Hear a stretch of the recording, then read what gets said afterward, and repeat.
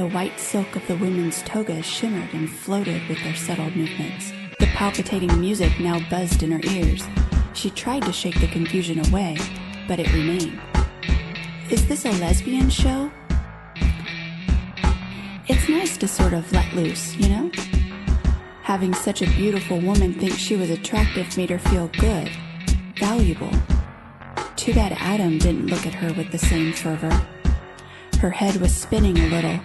That was weird. She didn't taste alcohol in the tea. Suddenly, she didn't think those chips were just chips. But why don't I have a pair of wings like all the other women? She asked. The hostess, with a sly, sexy smile, said, Oh, you'll have to earn those. Agreed, a masculine voice said. Her head swam as she turned. She couldn't see a man anywhere. Who was that? She asked. That was Lucius, the hostess said. Would you like to meet him? There was now a man sitting in the chair with his chin on a single finger looking directly at Evie. His other hand was squeezing the breast of a woman. The top of her toga had been pulled to the side. She was on her knees. Her face was down, covered by both of her own hands. The poor woman looked absolutely mortified at such a public display, all of which made him frightening to look upon. He slowly walked towards her. It must have been a trick of the light, because as he came nearer, his hair became brown and then almost black. His face was perfect. It was too perfect. The peculiar dizziness came again, and then Evie wondered if maybe it was a hypnotist trick. She felt as though she was being pulled into a trance. Lucius's face became fuzzy and then clear, and then it suddenly changed altogether. His forehead bulged out with spines flanking his hairline. Eyebrow ridges and cheekbones seemed to become pointed, and his chin grew long, devilishly long.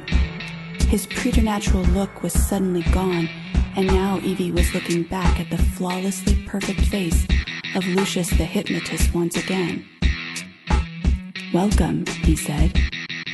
Thank you. She felt as though she was forgetting something, though. Then she asked, Are you hypnotizing me? The blonde laughed a soft, sexy laugh in Evie's ear, then pulled her away from the hypnotist.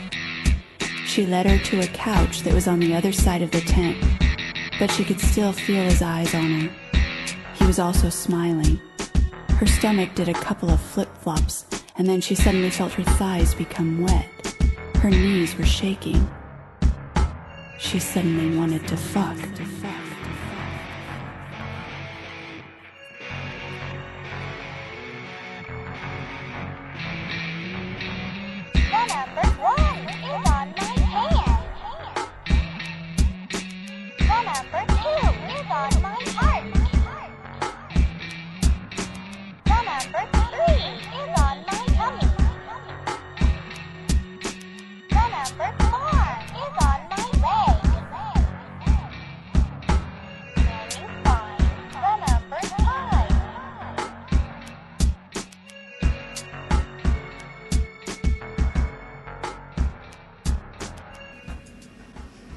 Pretty creepy song, wasn't it? Yeah. Well, I was on CC Mixter, where I like to get my music because it's free for commercial use. And this isn't really a commercial endeavor. But in case it becomes one, I don't want to have to go back and edit all my old shit. So yeah, you're not getting top quality music here, but you find some interesting shit from these indie artists. Really interesting shit. I mean, the kind of stuff you're never going to hear on the radio. And I like that one. It had a, the hypnotist that did the Bill Cosby thing and put the magic on the girl, making her want to have sex, except he didn't have to use pills. He used the voodoo. He used the voodoo with the hoodoo, and then he got the doo-doo. That's what happened. That's what's written.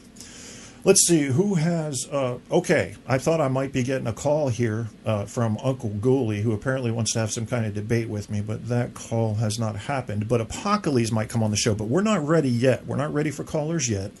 What I am going to do is we're going to play this fucking MMA fighter, and Seth Rogen I think you guys love him, right? Am I wrong? Most of you guys that listen to my show have a fucking love affair with this Seth Rogen. And who's the other dude? Josh Barnett, the fighter? Let me check. Well, I got it loaded up. Yeah, Josh Barnett. Joe Rogan. I'm sorry, not Seth Rogen. Joe Rogan. Seth Rogen, I think, is the actor. I don't know much about this Joe Rogan. I mean, I look at his face and I'm like, I recognize him immediately, but I can't remember from where. So I'm just not real big into Hollywood stuff. Like, I'm not even, I hear, like, people like Guy Shea talk about Opie and Anthony. I don't know much about them. I used to listen back in the day to Man Cow, and I would listen to Howard Stern, and I really enjoyed their programs. I like the way they put the program together. Especially Mancow, we completely differ on political philosophy, but his personal philosophies and the things that he chose to expose, I was directly in line with him on. I kind of grooved with him, but then I found out he was, well, you know the story. Google it. Apparently they were setting up things to look like they were sudden and accidental when they were really rehearsed. Yeah, that's not cool. Not unless you're doing theater. If you're going to do pure radio theater, fine. Say that's what you're doing and then do it. But don't come at me acting like you're bringing me the news and you're doing theater. That's not cool. Josh Barnett is cool, though, as is Joe Rogan, from what I'm hearing. They're going to be talking about internet trolling, 4-year degrees, and building the characters of young people, which is naturally interwoven into both of those topics, actually. They're a product of it. So let's get into it. Josh Barnett, Joe Rogan. I'm going to interrupt them here and there because I've got one surprise for you about the MMA fighter that you're probably not ready to hear, but I'm going to tell you about it. Let's get into up to all of that for people to come out there and use that as a weapon against you because of their shitty personality. Yeah, exactly. Yeah. And so to do that, it's fucking weak. Of course, don't argue with them because no one's paying attention to what the fuck they have to say anyway. So when you respond, you give them exactly what they're looking for. They feel now they're important. Yeah, and I also think that this is not going to last. I think this is an era in humanity that we're going to figure out. And I think it's already been too long. Yeah, and it's gonna. I don't know when it's going to end if it does end. Well, it sort of already has with this Reddit guy. I mean, it's they can track you down. They can find out who the fuck you are. If somebody is decently motivated, right? For guys like you or I or Brian, you get a certain amount of access to us. You're on Twitter, you're on Facebook. Mm-hmm. People can write threads on the underground. You're going to read them. There's a certain amount of access. And the average they should be person insulting is just, Brian, though. They should be? Oh, yeah, absolutely. Yeah, definitely. No. Come on, leave the little girl alone. There's a certain amount of. You're used to it and you can deal with it. But when it comes on them, when all of a sudden their real name is exposed and their employer is all of a sudden it's like, whoa. Then they realize, look, you're in a never-changing game, okay? And this anonymity that you might have enjoyed 2 years ago really doesn't exist anymore. And guess what? In a year from now, I'm going to be able to read your thoughts, okay? So keep it together, bitch. Keep it together. And, if you keep taking all this stuff from onit.com, that might even come sooner. Try to be a better person, you fuckhead. And that's what people don't understand. Is people that aren't trying to be better people. And that is what's killing this country as it is. People... the human race, period. The human race, period. And but it varies from place. And I think here in America we have a very specific case. Like I was saying, that it is specific to us as Americans of the way we use our technology, the way that we are progressing or regressing as individuals. And there's this huge concept of so one thing about people talking shit about folks is that of course there's the anonymity, but there's also this prevalent attitude that I can go out there and be as much of an asshole as I want because you're not going to do anything about it. You can't beat me up. You can't just fight me. Nobody actually thinks that anything will happen. Oh, well, I'll sue you. You should be able to sue you. If someone talks shit to you and you're a pro MMA fighter, you should at least be able to bitch slap them. A little should bit. Be totally legal. Well, and my thing is even if you're being outwardly so many people lack common courtesy anymore, just the smallest things, and if you do something that is discourteous in a public manner and you upset somebody, well, most people just fucking take it. But if someone goes, hey, fuck you for doing, XYZ, that's not cool, instead of someone being like, all right, either A, I'm sorry, you're right, that was fucked up, I shouldn't have done that, and, waking up, or B, being like, well, you know what, fuck you, I'm just an asshole, so let's fight, and dealing with it, and then let's say they get their ass beat, and then they go about their way. No. It's always like they just keep pushing that barrier, because that boundary, and crossing that line because they think you can't do anything about it. You can't just use freedom of speech. I can be as much of a dickhead as I want as long as I don't do anything to you. And it's okay, fine. And I've had usually it is any of these things where it's happened to me. I've turned to them and I tell them, like in a movie theater, you know, fucking cell phone, and then on the cell phone talking on it in the middle of a movie theater, and I just turn around and I go, are you fucking on your phone in the middle of a movie? You fucking kidding me? And I look at him and I go, get off that fucking phone right now. I'm going to break it in half and shove it up your ass. Now, right there is where an MMA fighter or anybody else is going to have a problem with me. Because for all he knows, I just got a call that my child was in the hospital.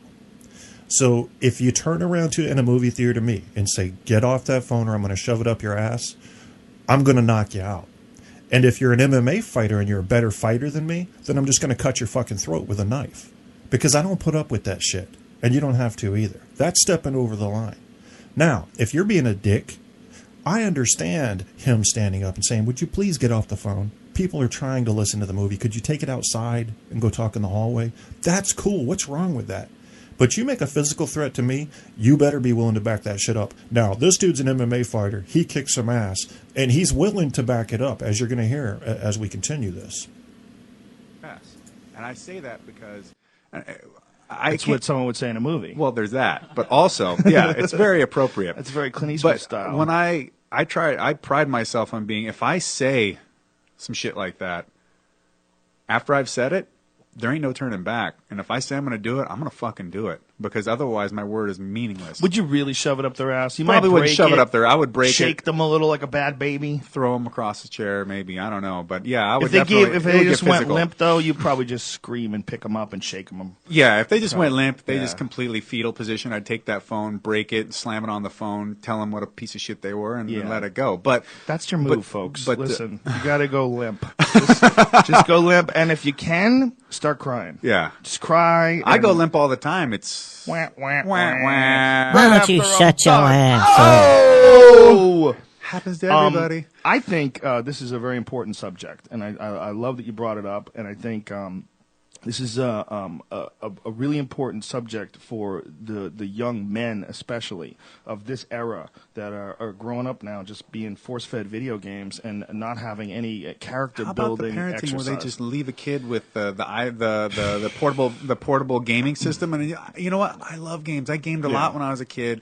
And I loved it, but guess what? When I'm out with my parents, when I'm at family functions, when I'm not sitting in a corner completely buried into some electronics the whole time, being like, fuck that. Like, you can't let your kid do that shit. Yeah. Well, it just definitely doesn't teach them. It doesn't raise good human skills. But what concerns me is the lack of character building things. If you're not involved in some kind of athletics, then to me, it's either that or some other difficult intellectual pursuit. But there's something that has to humble you. Being made to suffer a bit. Being made to have some, be able to push. Yeah. To be able to realize that you and will fail and learn from the failures objectively. One of the most important things you could ever learn as a man is how you fucked up and how not to fuck up again, because you understand the pain of fucking up. And one of the saddest things, up to it too. And one of the saddest things is when you see rich kids.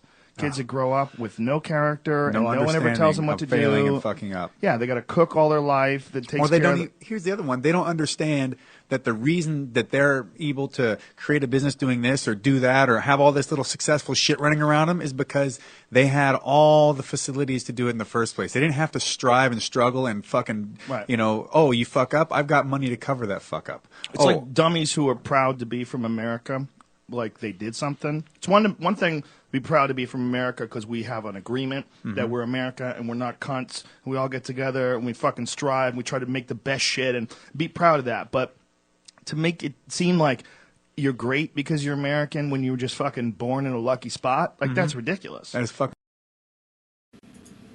Fucking men, okay? You're listening to a man here speaking that has on my shoulder, tattooed in red, white, and blue, the American flag. I love this place.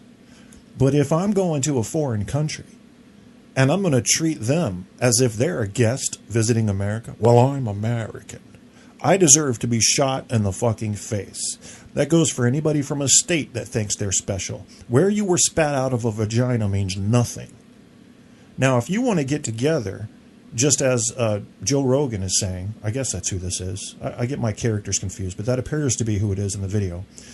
and say, hey, we're Americans. We believe in this common set of things. We're pretty sure about this. We're kind of close to our Constitution, maybe some deviation here and there.